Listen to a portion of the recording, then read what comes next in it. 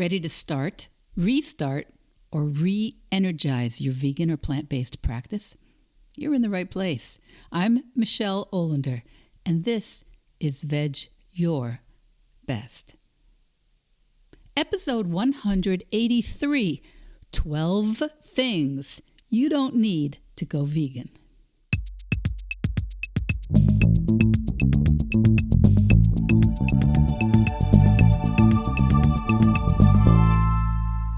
Hello, my veg heads. Hello, my veg besties. Hello, those of you just listening in here for the first time. Thank you very much for spending your time here. You know, I was asked recently by a client, and there are going to be a bunch of clients quoted in this week's episode. I was asked by a client if I'm insulted to find out she listens to me speed it up on her podcast app. No, I am never insulted if I find out you speed me up on your podcast app. I think you can easily listen to me at 1.25 or 1.5 speed. Let me know if you want me to show you how to do that. There are certain things I actually listen to at 2.0. I think after that it becomes a little bit comedic, so maybe I don't recommend it. But let me know if you need me to show you how to speed me up, speed the episode up if time is of the essence in your podcast listening day. Now, today I am sharing some thoughts and ideas inspired by or shared by my coaching clients, and I reached out to some of them, the ones that are vegan or plant-based. And you know, if you've listened to me, you know one of the first things that I encourage my clients to do when they're stuck or when they're having trouble with some aspect of their goals or their day-to-day life, I encourage them to decide, what are we not going to worry about right now? What are we just not gonna do? You know, this can be a huge burst of energy. It can open up a lot of energy for you when you actually decide the things you're simply not going to worry about for now. And instead, you focus on building the things, the ideas, the skills, the habits, the foundation that you need for now. This is even if you already consider yourself to be vegan or whole food plant-based. There are likely areas of your life too. Vegans haven't got it all sorted, right? There are areas of your life too where you may be looking to expand in. Decide the things you're going to take off your plate. The things you're going to take off your to-do list first. Now, certainly if you are just starting to move in a vegan or plant-based direction, or you're restarting that process, there is some part of it that probably sounds a little bit impossible for you right now. Take it off your list. Honestly, just forget about it for right now. One thing I know is that if you concentrate, if you focus on the things that you can do, that list expands, and it gives you the skills and the confidence to handle the things that don't seem possible right now. In fact, if you stop focusing on the parts that seem too hard, maybe it's being vegan while traveling or during Easter or Passover, or how to eat plant-based while camping with your in-laws, or how you're ever going to replace your clothes or vitamins or change your kids' eating habits or your office work dinners, if you drop those things that currently seem unrealistic or impossible or futile right now, and just focus on what you can do, you will so energize your vegan practice. And I see it all the time. And because I'm not sure that I've said it recently here on the pod, I do personally consider veganism a practice. And maybe it's time to do another episode about that. Back in the deep cuts, episode 63, I pulled up practice. And then there was episode 69, vegan power practice. And way back in October 2020, episode number 5, What do you practice not practicing? Those are some of the episodes where I've concentrated on that topic. But probably it is time for a new one, so look for that soon. Or go back in the archive. But today, I want to share some ideas and wisdom from my clients, from the people I am working with now and who I have worked with who are vegan or plant-based in the recent past. Because one of the things I always ask my clients when they're vegan and plant-based, I always ask, what did you think you needed to go vegan? But it turns out you didn't. What did you think you needed to do or learn or be or create to go vegan? But turns out you didn't actually. Because that realization, that focus helps them get perspective on their next goals and what's coming up for them. And here they are in no particular order from some of my past and current clients. 12 things you do not need to go vegan. Number one thing you do not need to go vegan, extreme willpower. Going vegan isn't about deprivation, said one of my clients. I'm not super disciplined. It's about exploring and enjoying real food and making more and more conscious choices. And it turns out it's way easier than you might think. Number 2 of the things you do not need to go vegan, a bottomless bank account. You know, I get this from a lot of people, but this client says you do not need a bottomless bank account.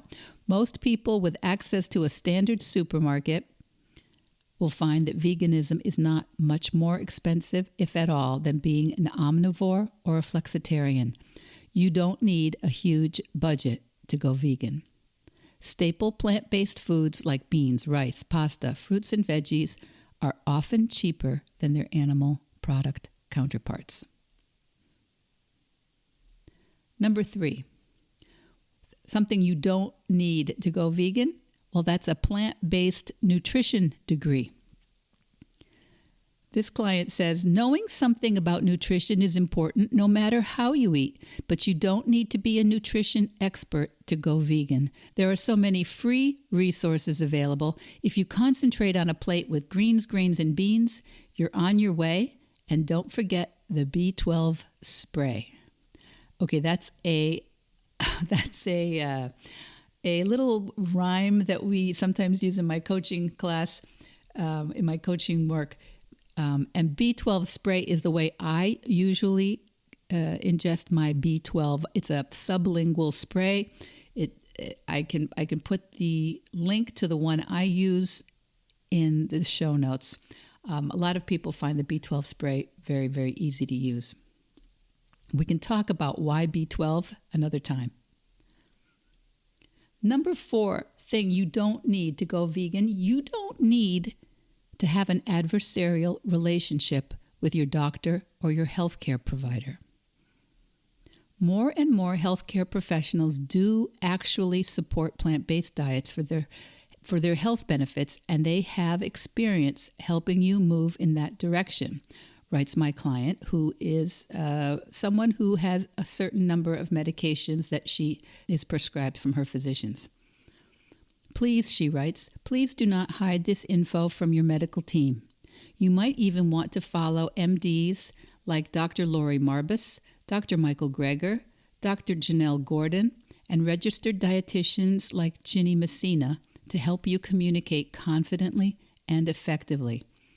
I love this particular thing you don't need.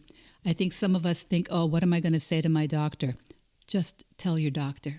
If you are under any kind of doctor's orders, super important that you tell your healthcare team sooner rather than later.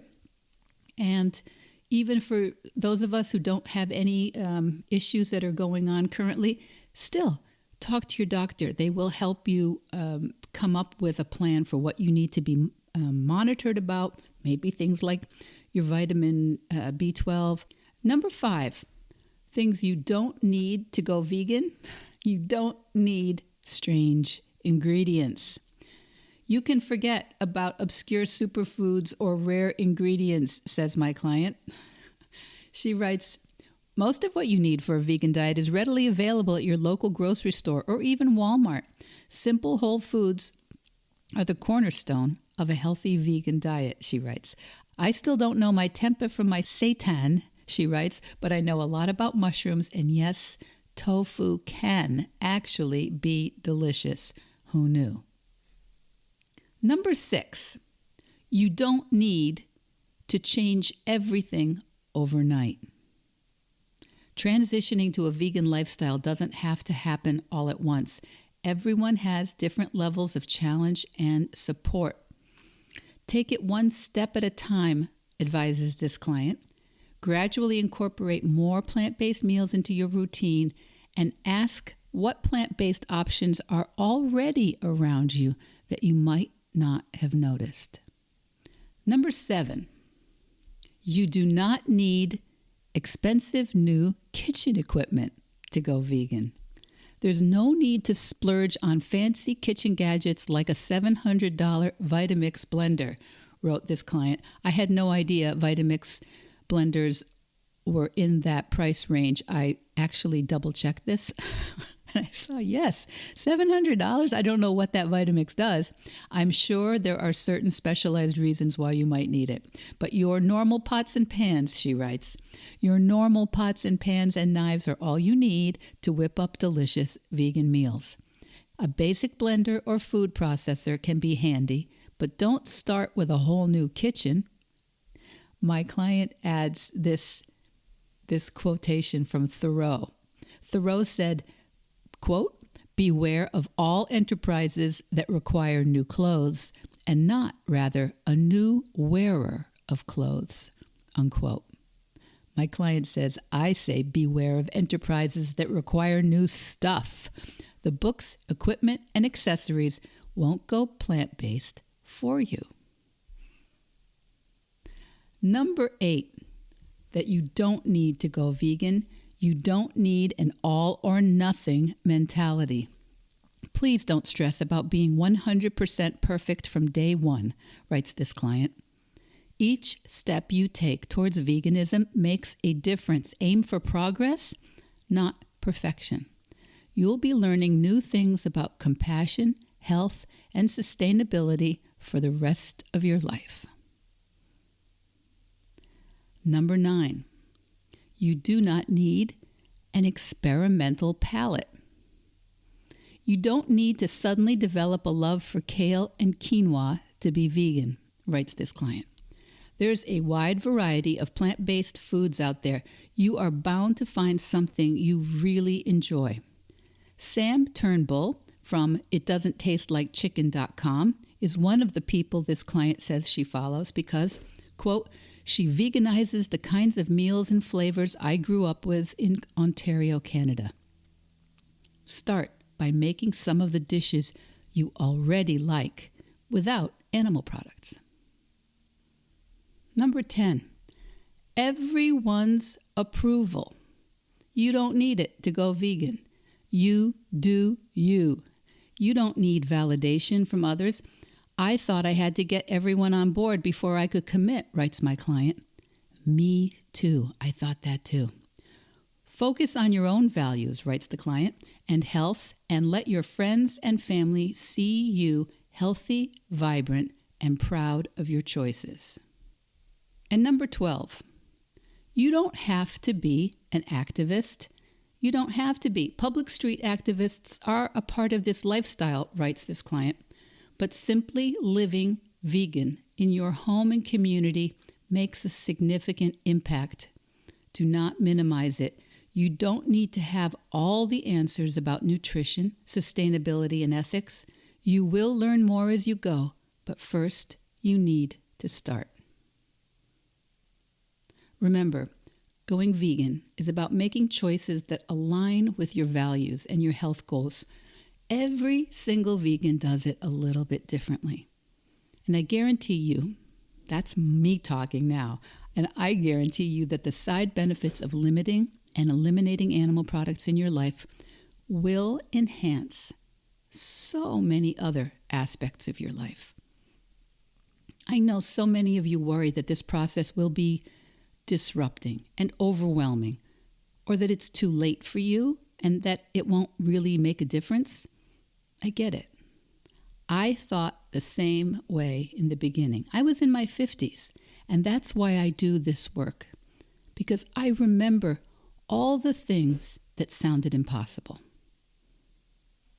I thought I could never go vegan, but everything changed when I started thinking about what I could actually do. Don't worry about what sounds overwhelming or seems hard right now. Let's start where you can move in a plant-based or vegan direction. And if you're already vegan, let's start with the parts of your goal where you can move the needle. You know I'd love to be your coach and help you stop focusing on the things you don't need to do. And that always starts with a free call. You know, sometimes even one call is enough to get you unstuck and moving in the direction you want.